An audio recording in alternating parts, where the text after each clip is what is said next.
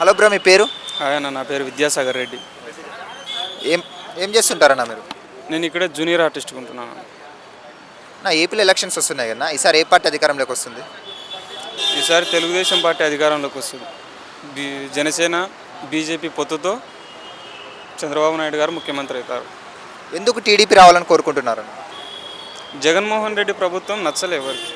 ఆయన అభివృద్ధి చేయడం ఆయనకు తెలియదు, రాదు, చేత కాదనుకుందాం అంతే. ఎందుకని అంటే ఈ 5 ఇయర్స్లో జగన్మోహన్ రెడ్డి గారు ఎక్కడా అభివృద్ధి అనేది చేయలేదా? ఏం లేదు, అభివృద్ధి లేదు ఆంధ్రప్రదేశ్లో. ఇంతవరకు రాజధాని లేదు, ఉద్యోగాలు ఇప్పుడు ఒక 2 నెలలు ఉంటే ఎలక్షన్ ఉన్నాయనగా గ్రూప్ 1 గ్రూప్ 2 వదిలినాడు కదా. అవును, 30,000 పోస్టులు ఉంటే 6,000 పోస్టులు వదిలినాడు. అది కూడా ఎలక్షన్లు ఉన్నాయి కాబట్టి ఏదో యువతను మోసం చేద్దామని వదిలినాడు, అంతే. ఒక డ్రామా. కానీ సంక్షేమ పథకాలు ప్రతి ఒక్క పేదవారికి అందిస్తున్నాడు అంటున్నాడు కదా. అంత అప్పు చేసి ఇస్తున్నాడు. ఇది ఆదాయం ఇది ఆంధ్రప్రదేశ్ రాష్ట్రానికి ఆదాయం లేదు. కేంద్రం నుంచి అప్పు ప్రతిరోజు అప్పే. లాస్ట్ ఇయర్లో దాదాపు 300 రోజులు అప్పు అయింది ఆంధ్రప్రదేశ్ రాష్ట్రానికి. అంటే ఇంతకుముందు టీడీపీ ఉన్నప్పుడు టీడీపీ హయాంలో అప్పు జరగలేదా? ఆయన అప్పు చేయలేదంటారా? అప్పు జరిగింది కానీ ఇంత అప్పు జరగలే. అప్పు జరిగినా అభివృద్ధి జరిగింది ఇంతకుముందు. ఇప్పుడు లేదు, ఏం లేదు. రాజధాని లేదు, యువతకు ఉద్యోగాలు లేవు, ప్రత్యేక హోదా లేదు, రైల్వే జోన్ లేదు. రైల్వే జోన్ ఇచ్చారు కదనా, విశాఖ వైజాగ్. విశాఖ రైల్వే జోన్ ఇచ్చారా? సరే, ఓకే, అది నాకు తెలియకపోవచ్చులే. ఇప్పుడు చంద్రబాబు నాయుడు వస్తే పోలవరం కానీ రాష్ట్రం అంటే క్యాపిటల్ అమరావతి కానీ ఇవన్నీ డెవలప్ చేస్తారని నమ్మకం ఉందా? నమ్మకం ఉంది అన్న, ఖచ్చితంగా ఉంది. ఆయన కానీ పవన్ కళ్యాణ్ కానీ వాళ్ళే దిక్కు ఇప్పుడు ఆంధ్రప్రదేశ్ రాష్ట్రానికి. సరే, రాష్ట్రం అప్పుల్లో ఉందన్నారు కదా, మరి వాళ్ళకి మనీ సోర్స్ ఎలా, మరి ఎలా డెవలప్మెంట్ చేస్తారు? ఇంకొంచెం అప్పు పెరగచ్చు, తప్పదు. ఇంకా రాజధాని కట్టకాలంటే డబ్బులు కావాల్సిందే. కేంద్రం నుంచి సాయం అడిగితే వస్తాయి డబ్బులు. ఆంధ్రప్రదేశ్ రాష్ట్రానికి ఆదాయాన్ని సృష్టించాలి. అది జగన్మోహన్ రెడ్డికి చేత కాదు. చంద్రబాబు నాయుడు కానీ పవన్ కళ్యాణ్ కానీ వాళ్ళిద్దరికి మాత్రమే ఆ శక్తి ఉంది. పవన్ కళ్యాణ్ గారు ఎమ్మెల్యేగా గెలిచలేదు కదా ఇంతవరకు అయింది, మరి ఆయనకు అనుభవం ఎలా? మరి ఆయన జీవితం అంతా ఇప్పటి వరకు ఓటములతోనే సరిపోయింది. ఇంకా రాబోతున్నాయి విజయాలనే పవన్ కళ్యాణ్ గారికి. ఇంకా త్వరలో సింగిల్గా పోటీ చేయొచ్చు కదా, వాళ్ళు ఇద్దరు కలిసి పోటీ చేస్తున్నారంటే ఇది మన జగన్మోహన్ రెడ్డి గారికి భయపడారు అనుకోవచ్చు కదా ఇద్దరు. భయపడడం కాదు, ఒక శత్రువును వడగొట్టాల కాబట్టి ఇంక ఇద్దరు బీజేపీ కూడా కలిసింది. అలాగే ఈ మధ్య చూసుకుంటే యాత్ర టు సినిమా వచ్చింది ఎన్నికలకు ముందు, దాని ఏమైనా ఓటర్ల మీద ప్రభావం చూపించే అవకాశం ఉందా? ప్రభావం ఉండదు. అందరికి యాత్ర టు గుర్తుండదు, రాజధాని ఫైల్స్ గుర్తుంటుంది అందరికీ.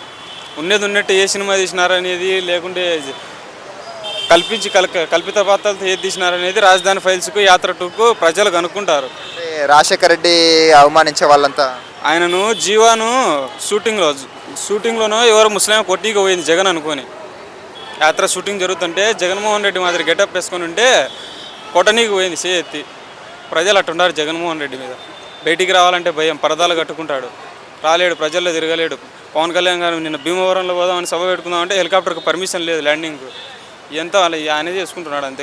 జగన్మోహన్ రెడ్డి గారు కానీ సభలు పెడుతున్నారు కదా సిద్ధమని, దానికి ప్రజలు చాలామంది లక్షలాది మంది వస్తున్నారు, మరి అభిమానం లేకుండానే అంతమంది వస్తారా? వాళ్ళు వచ్చేదంతా నిరుద్యోగులు, ఏదైనా అన్యాయం జరిగిన వాళ్ళు, వీళ్ళు వస్తున్నారు. వాళ్ళు చాలా తక్కువ ఉంటారు. ఫైనల్గా ఇప్పుడు రాబోయే ఎన్నికలు అయితే టీడీపీ జనసేన పొత్తు రాస్తుందని మీరు అంటున్నారు? టీడీపీ జనసేన బీజేపీ పొత్తు 120 నుంచి 150 సీట్ల వరకు ఉంటుంది. ఓకే, థ్యాంక్స్ అండి. ఓకే, హలో అన్న, మీ పేరు? రాజు. ఏపీలో ఎలక్షన్స్ వస్తున్నాయి కదా, నెక్స్ట్ ఏ గవర్నమెంట్ వస్తుంది అనుకుంటున్నారు? మళ్ళీ వైఎస్ఆర్ జగన్ వస్తుంది. ఎందుకని వైఎస్ఆర్ జగన్ వస్తుంది? బాగానే ఉంది కదా, గవర్నమెంట్ బాగానే చేస్తుంది. ప్రజెంట్ గవర్నమెంట్ బాగాలేదు, ప్రజలు చాలా యాంటీగా ఉన్నారు జగన్కి అంటున్నారు. బాగంటే ఏం కావాలి, ఇంకా ఏం కావాలి? డెవలప్మెంట్ ఏం లేదు, యువతకు ఉపాధి లేదంటున్నారు. డెవలప్మెంట్ లేనిదే స్కూల్స్, ఎడ్యుకేషన్ కదా. ఫస్ట్ డెవలప్మెంట్ అంటే ఎడ్యుకేషన్ కదా ఇప్పుడు యువతకు. దానికంటే మించి ఇంకేం కావాలి? అంటే జాబ్స్ చేయాలనుకున్న వాళ్ళకి ఇప్పుడు డిగ్రీలు పూర్తి చేసిన వాళ్ళకి ఉపాధి కావాలి కదా, వాళ్ళంతా బెంగళూరులకి హైదరాబాద్లోకి వెళ్తున్నారు అంటున్నారు. డిగ్రీ పూర్తి చేసిన ప్రతి ఒక్కరికి జాబులు రావు, కష్టపడితే వస్తుంది. అంటే టీడీపీ జనసేన పొత్తు ఈసారి విజయం సాధించడం 100% అంటున్నారు కదా. ఎంతమంది కలిసి వచ్చినా ఆయన సింగిల్గా పోటీ చేస్తాడు, గెలుస్తాడు. అంటే వైఎస్ షర్మిల గారు సొంత చెల్లెలే వచ్చింది కదా, ఇప్పుడు ఆయనకు ఆపోజిట్గా ఇప్పుడు ఎలా చూడొచ్చు? సొంత వాళ్ళు ఉన్నా ఎవరున్నా తనకు కాదనుకున్నప్పుడు ఎవరేం చేసినా తను గెలుస్తాడు, సింగిల్గా పోటీ చేస్తాడు. అంటే వాళ్ళిద్దరు స్ట్రాటజీ ఏమన్నా అనుకోవచ్చు, అన్నా చెల్లెళ్ళు ఏమన్నా ఓట్ బ్యాంక్ కోసం చీల్చడానికి ఇలా యాక్ట్ చేస్తున్నారు అనుకోవచ్చా? ప్రజల్లో తనకు అభిమానం ఉంది, ఓట్లు వస్తాయి అంతే. ఎవరేమనుకున్నా అది సెకండరీ. అది అంతా వైఎస్ షర్మిల కానీ, చంద్రబాబు కానీ, పవన్ కళ్యాణ్ గారు కానీ ఎవరు వచ్చినా తను సింగిల్గా పోటీ చేస్తాడు, సింగిల్గా గెలుస్తాడు.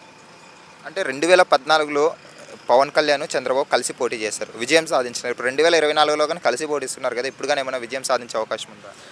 అప్పుడు 2014లో జగన్ అప్పుడు కొత్త ప్రభుత్వం, తనకు తెలియక తను చేసిన తను ఏం చేసాడో తెలియదు. కానీ ఇప్పుడు ప్రభుత్వం అయితే బాగా, గవర్నమెంట్ బాగానే రోల్ చేస్తుండగా, ఇంకేం కావాలి? స్కూల్స్ అన్నారు, స్కూల్స్ ఒకటి ఉంటే సరిపోతుందా అని ఎడ్యుకేషన్? వైద్యం బాగానే ఉంది, హాస్పిటల్స్ ఎలా ఉన్నాయి చూసారా? మన తెలంగాణ కంటే బాగుంది కదా స్కూల్స్. తెలంగాణ స్కూల్స్ కంటే ఆంధ్ర స్కూల్స్ బాగున్నాయని బయట టాక్ వస్తుంది, చూస్తున్నాం కదా, మనం కళ్ళ ముందు చూస్తున్నాం కదా. ఇంకోటి వైఎస్ షర్మిల గారు బయటకు వచ్చారంటున్నారు, కానీ 2014 ఎలక్షన్స్ అప్పుడు వైఎస్ షర్మిల గారే పాదయాత్ర చేసి 60 పైన స్థానాలు గెలిపించారు అన్న కోసము. మరి దాని గురించి ఏమంటారు? 2023లో కూడా తను పోటీ చేస్తా అన్నది ఇక్కడ తెలంగాణలో. ఏమైంది? తను నార్మల్, తనని పట్టించుకోవట్లేదు, ఫస్ట్ తనని పట్టించుకోవట్లేదు జగన్. అంటే జగనే సొంత చెల్లిని తల్లిని పట్టించుకోలేదు, అందుకే వాళ్ళు బయటకు వచ్చేసారు అంటున్నారు.